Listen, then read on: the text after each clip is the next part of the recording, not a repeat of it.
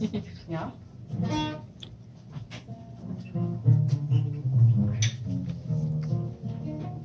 Allah.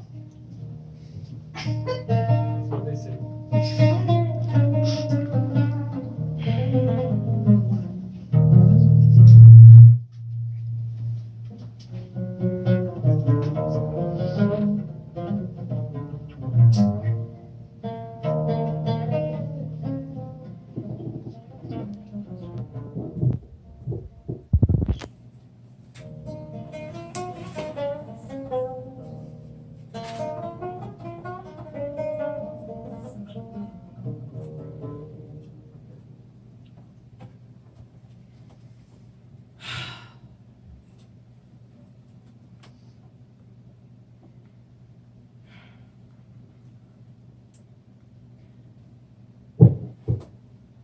Basement after basement after basement after basement.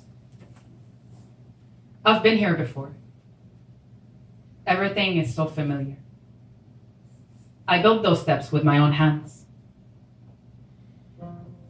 But every time I see that door, I skip a beat. I get chills and it feels as if it's snowing underneath my skin. I have the keys in hand. I've been searching for them for the past 4 weeks. Well, not really searching. I know where they were. I was just avoiding finding them.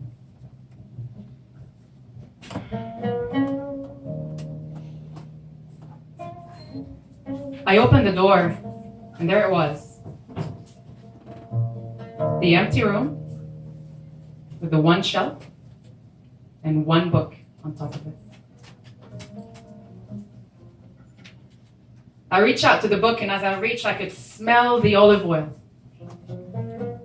I could see the blood stains on the leather cover, and I could feel the wetness of the papers from all the tears I shed.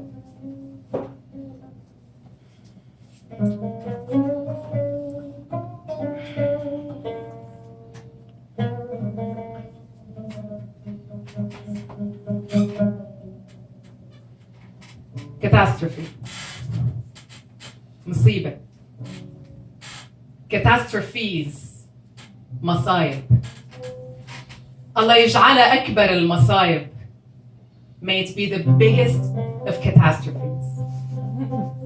الله يجعلها أكبر المصايب is a phrase I grew up hearing, and it's more familiar to my ear than my own name. الله يجعلها أكبر المصايب is what my grandfather would have told me if I were to drop my glass of freshly squeezed pomegranate juice on a brand new Persian carpet. Allah يجعلها أكبر المصايب, with the biggest smile on his face, he'll ask me to step aside, not to step on any glass, and he'll call for my grandmother to bring him yogurt. Ya طيف, جيبي لنا لبن.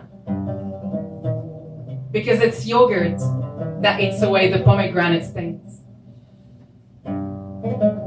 Or so I was taught.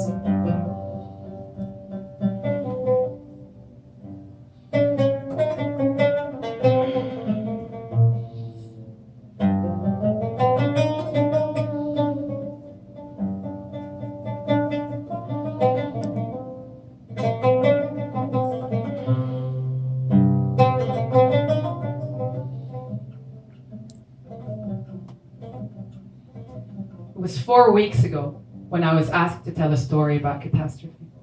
It was an immediate yes. I didn't even blink twice, because my decision making was not, do I have a catastrophe story to tell? It was more of, which catastrophe story am I going to choose from? After all, what do you really expect when you ask a person from Syria to tell you a story about catastrophe? I called my friend to tell her about this. Not the one in Dubai, or Beirut, or Damascus, or Kuwait, no. None of the ones between Armenia, or Germany, or the Netherlands, or across Europe, no. And not any of the ones in the US, or even the ones in Canada between Toronto, Montreal, Ottawa, not even the one here in Vancouver, no. I was telling Dima about this, you know, the one in London. And she's from Syria as well. She gets the irony. I call her and I tell her I was asked to tell a story about Catastrophe, and she cracks into laughter, and she only drags me with her. I laughed so hard I started getting tears on the side of my eyes, and as our laughters calm down, she lowers her voice and asks, "How dark do you want to go? But most importantly, how deep are you willing to dig?" I didn't have an answer. I laughed. I told her I'd figure it out. I had time. But then, I did what I do best.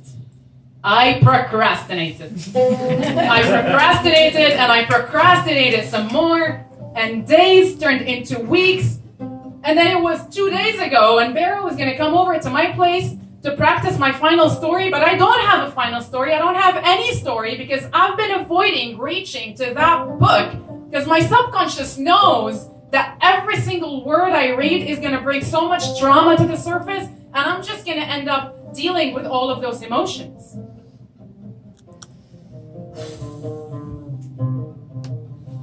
But I was running out of time, and I needed a plan.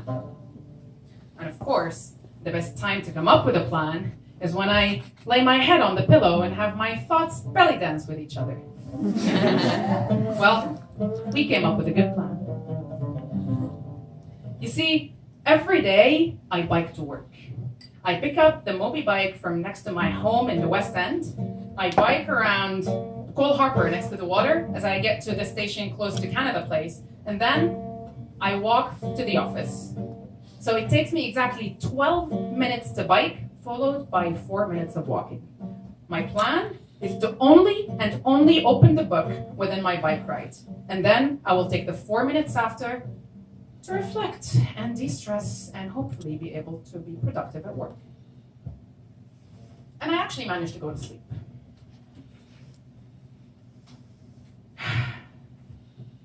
I woke up the next morning and I was on a mission.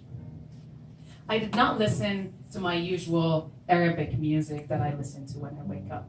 I usually listen to Fairuz. You should check that out. And I didn't even make coffee. I was so alert and up, and I was on it. I was going around just getting ready, but in reality, all what was happening is that I was finding the keys to that door.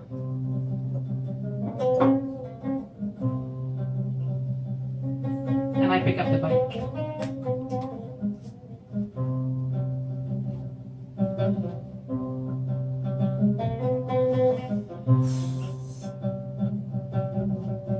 Open me! No, we're on the road. There are cars. This is not safe. I'm gonna wait until I get next to the water. There it will be just bikes and pedestrians. I'll have the ocean to calm me down, and I'll have the trees to make me feel I'm grounded. Not now.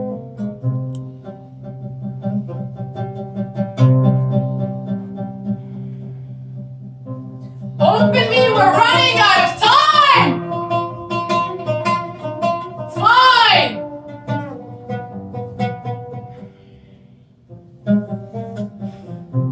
My grandfather passing.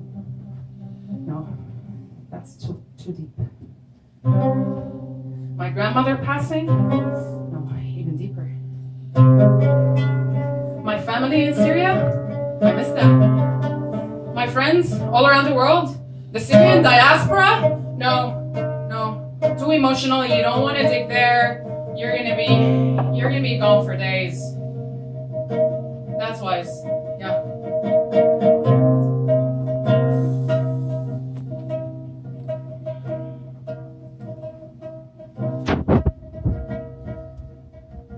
My school friend who died under torture? Too dark. My basketball friend who was shot by a sniper? No, too dark. The war, explosions, mortar shells, bombings, machine guns, bullets, no politics! The cathedral that caught on fire, that brought a lot to the surface. I couldn't sleep. It was too and the Umayyad Mosque in Aleppo, and so many different. This is attention, focus! I can see the movie station, and we still don't have a story. Maybe I don't want to find a story. Maybe this is my story. I can't do this anymore. Just gonna return the bike.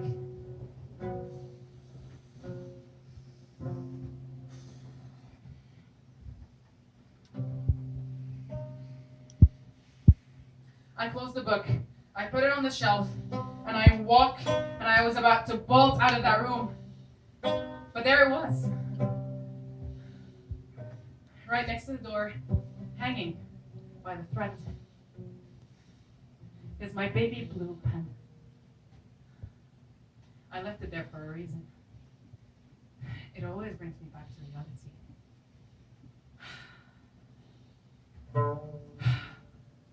Allah yaj'ala akbar al-masayib. May it be the biggest of catastrophes. It is so embedded within my subconscious. I always tell myself, it could have been worse. Really. And I always give gratitude to where I am in life. Allah yaj'ala akbar al-masayib. It works on everything. You see, the sign on top of that door for me is not catastrophe. Those are my life lessons. Those are my learnings.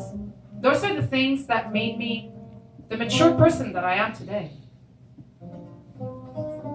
And I love them, and I cherish them. And all I can do is just live with them. I pick up the pen, because every time, as I'm about to leave that room, I have to ask myself one question. What is this here to teach me? And on the back of the door, I write all of my learnings. There's hardly enough space, but I always try to squeeze things in. Some things are written in very, very big letters, and some of them are like teeny tiny ones on the sides. And I ask myself, what is this here to teach me? And I pick up the pen and I write, you cannot change the past, but you can always change how you look at it. Because it's always about perspective. It's about our choice of our perspective.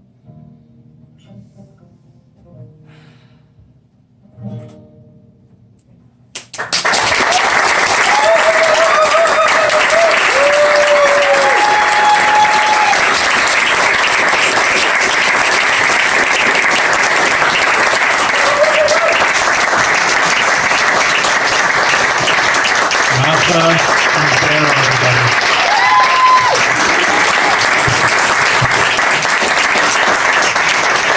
That is our show. Thank you so much for coming.